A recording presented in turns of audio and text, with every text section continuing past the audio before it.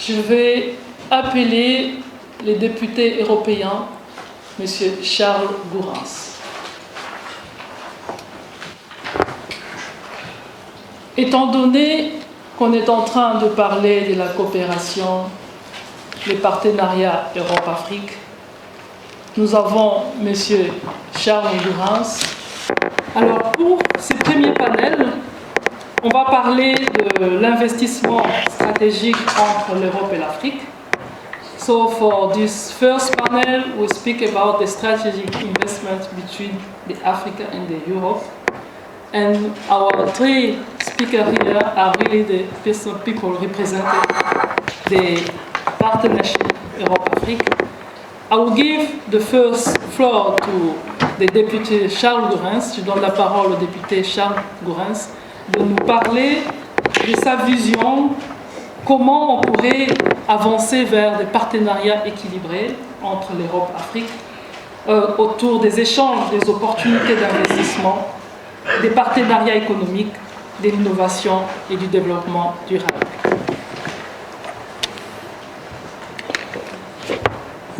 Merci de m'avoir convié à ce forum. Quand je suis entré, j'ai vu arriver André Flao, qui a été mon collègue belge de la Défense, et on a travaillé ensemble, et je me souviens d'une fête nationale belge à laquelle il m'avait invité, et on a vu défiler un contingent de l'armée du Bénin, et je me suis dit, mais il y a aussi des coopérations dans ce domaine. Et j'ai tout de suite pensé à un autre, ancien ministre belge et commissaire, Louis Michel, qui m'avait invité lorsqu'il était commissaire au lancement d'un European African Business Forum. Et je me souviens de l'intervention d'Étienne d'Avignon qui disait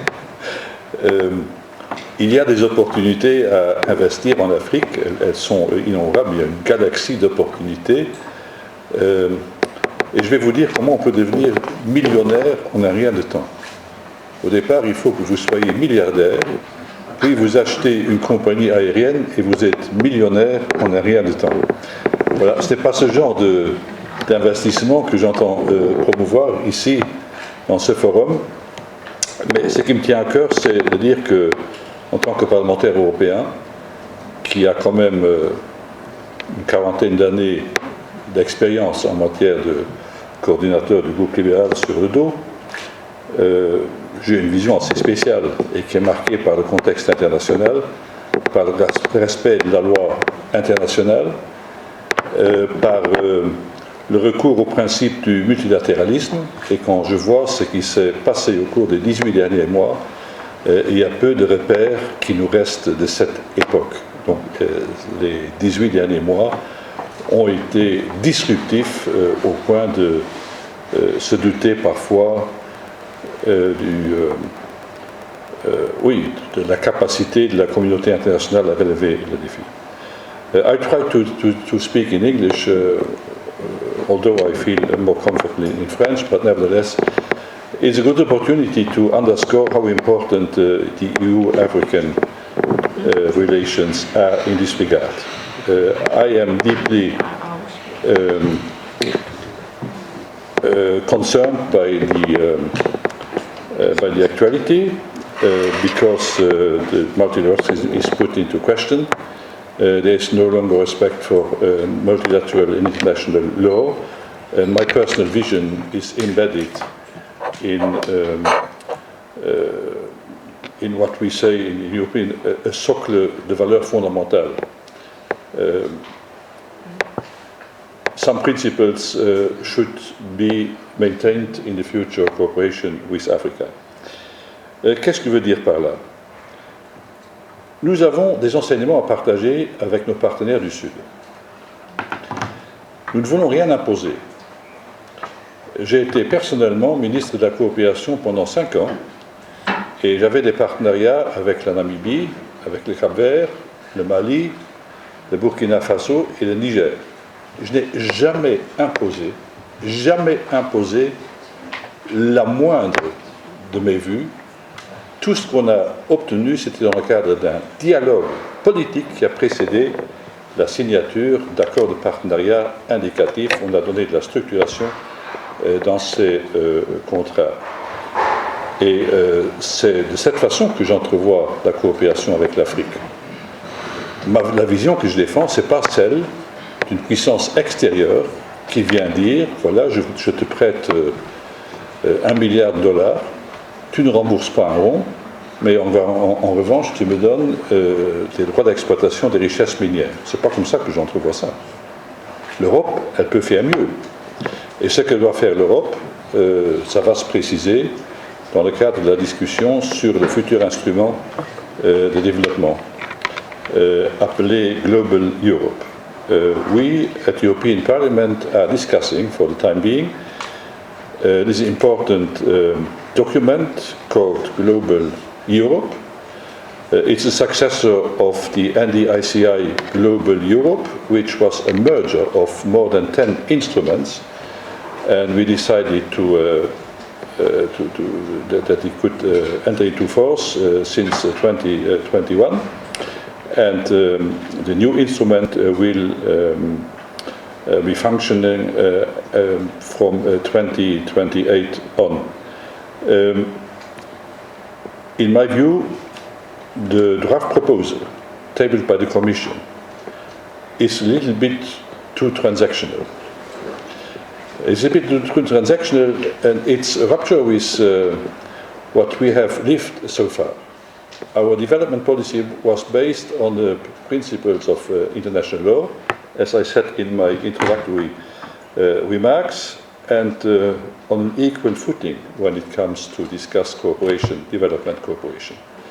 And this equal footing means very clearly that we have to focus on the most promising developments. And the most promising developments which must be in a mutual interest. And that means that we have to define the European interest in this regard and to define or to respect the African interests in this regard. What does it mean, the European interest in this regard? In my view, the European interest means that when it comes to combating Ebola or other pandemic, it's in the common interest of Africans and Europeans to act together in order to overcome the danger incurred by this pandemic. That's for me of real importance, of crucial importance. That could be a starting point. A new sector of development cooperation. We have something to offer to our partners of the South. They have something to offer to us. And I had the opportunity to launch some 20 years ago, together with Bernard Kouchner, an instrument of cooperation called ESTER, Ensemble pour la thérapie solidaire pour combattre le sida, la malaria et la tuberculose. Et nous avons fait en sorte qu'il y ait des échanges entre médecins africains et médecins européens. Les médecins africains pouvaient venir en Europe pour mettre à niveau leur formation, et vice-versa. Et nous avions des gens qui pouvaient partager leur expérience et leur expertise avec les partenaires africains, en incluant notamment des partenaires locaux, des partenaires régionaux, des partenaires non gouvernementaux. This could be one of the opportunities that we should mention when it comes to international cooperation. You said in your introductory remarks that this cooperation must be inclusive. What does it mean, inclusive? That means that if it must be inclusive, that means that people on the ground should discover their interest when it comes to launching this kind of cooperation. That's very important. I can imagine that we go to Africa, tell to the president of, let's say, Ghana, we are interested in having a photovoltaic installation here to transform water into hydrogen, and then we repatriate this hydrogen in Europe. This time has lived. my view, it's up to the African people to say what should be done with the investments done there. And given the fact that we are living in a time where development cooperation is very weak and is lowering day after day, it's very important to insist on the role of the private sector in this regard. If you take, for instance, into consideration the total amount allocated to official development assistance, it must be something around 250 billion. And if you compare this amount with what United Nations say what should be indispensable for financing the Sustainable Development Goals, that's beyond $4,000 billion. It's almost 20 times more. The private investments that should be done additionally per annum is almost 20 times more than the whole amount allocated to official development assistance. And in this regard, and I would like to come to an end by concluding and saying it's very important that we have a clear idea on what is the role of official development assistance. In my view, it can only stimulate corporations completed, supplemented by other actors, private sector, for instance. But the private sector must have a clear link with our basic principles laid down in the European Consensus on Development, for instance, or with the UN views on development policy.